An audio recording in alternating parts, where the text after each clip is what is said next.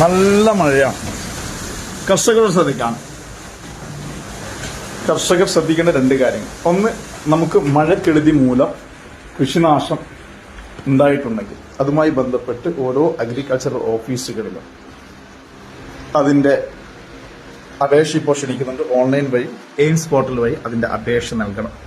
അപേക്ഷ നൽകാൻ പോകുന്ന സമയത്ത് നമ്മുടെ ഇപ്പോഴുള്ള നികുതി ഷീറ്റ്, പിന്നെ ആധാർ കാർഡ്, റേഷൻ കാർഡ്, ബാങ്കിന്റെ പാസ്ബുക്ക്, കൃഷിനാശം സംഭവിച്ചതിന്റെ ഒരു ഫോട്ടോ, ഇതെടുത്തിട്ട് ഏതെങ്കിലും ഓൺലൈൻ സെന്ററിൽ പോയിട്ട് നമുക്കതിന്റെ അപേക്ഷ ചെയ്യാം.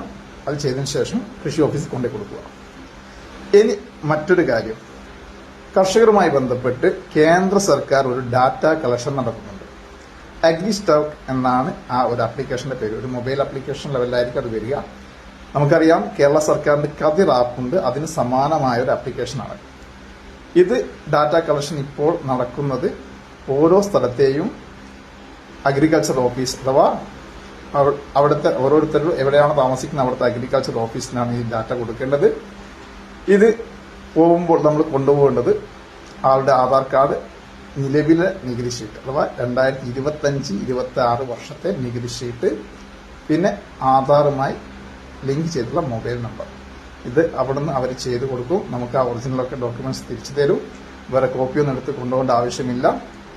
ഇത് നമ്മുടെ PM കിസാൻ സമ്മാൻ നിധി പോലത്തെ ഇതിൽ പണം ലഭിക്കുന്ന ആളുകൾ ഇത് ചെയ്താൽ വളരെ നന്നായിരിക്കും. ഇത് മാൻഡേറ്ററി ആണെന്ന് പറഞ്ഞിട്ടില്ല ഇതുവരെ. എന്നാലും ഭാവി കർഷകരുമായി ബന്ധപ്പെട്ട കാര്യങ്ങൾ കേന്ദ്ര സർക്കാർ കൈകാര്യം ചെയ്യുമ്പോൾ ഇതിലെ ഡാറ്റ ഇമ്പോർട്ടന്റ് ആണ്. അതുകൊണ്ട് ഈ ഒരു കാര്യം ചെയ്തേക്കുക. അപ്പോൾ ഈ ഒരു ഇൻഫർമേഷൻ നിങ്ങൾക്ക് അറിയാവുന്ന ഏതെങ്കിലും കർഷകനുണ്ടെങ്കിൽ ഈ രണ്ട് ഇൻഫർമേഷനും ഒന്ന് പാസ് ചെയ്തേക്കണം. Okay, thank you.